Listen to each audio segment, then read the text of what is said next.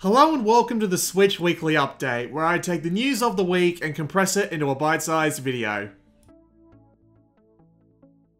Nintendo have detailed the Nintendo Switch Online service this week. The service will be $4 a month or $20 a year and contains a collection of classic games with added online play, access to online lobbies and voice chat with the accompanying app, eShop deals, and online play on Switch games. The service has been delayed to 2018. Online play for Switch titles will remain free until then.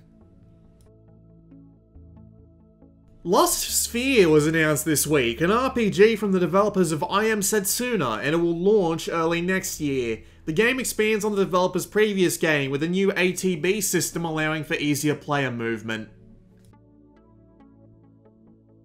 Lab Zero have announced Indivisible for the Switch. It'll launch with the other versions of the hack-and-slash game in 2018, thanks to a funding increase from 505 Games. If you kickstarted the game, you can redo your backer survey to select the Switch version.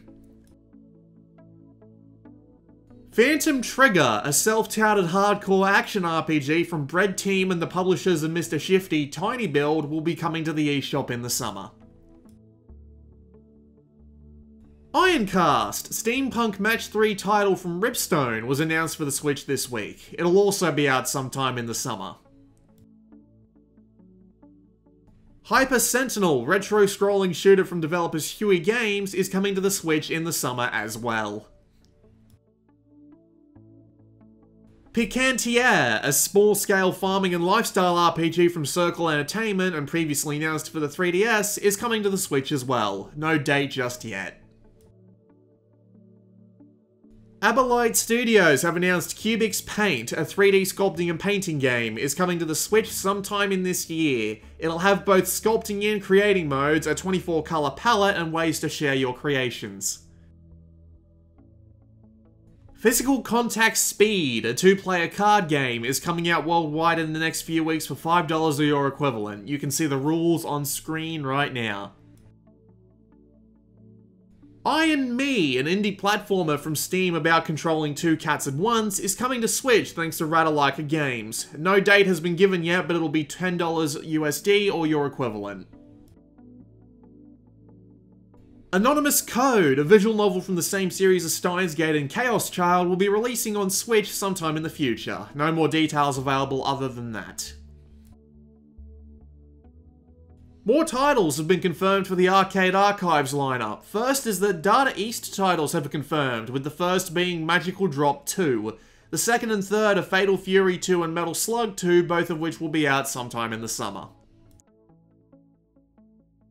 Dates! Plantera DX is coming to the Japanese eShop next week. Shantae Half Genie Hero will be out on the 8th of June in Europe, hopefully next week for America as well. Goner will join it on the 8th as well in both territories. Sonic Mania has been confirmed for August 15th digitally at a price of $20 USD.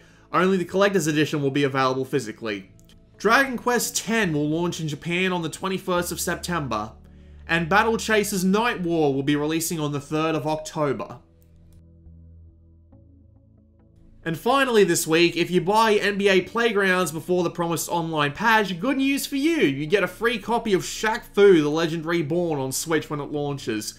The patch hasn't been dated yet, so you can still buy the game and get the free game. That's it for this week. I'm gonna have to start shortening these clips if these weekly updates keep being this long. Heesh. I don't have any Switch videos planned for the next week, but thankfully the week after has Arms and Mighty Gunvolt Burst, so that'll be good. Thanks to my patrons, Joey, Fellinban, Richard, Chen, Eric, Alan, Adam, David, and Blizz. Like, subscribe, comment, and share the video around if you liked it. See you next week.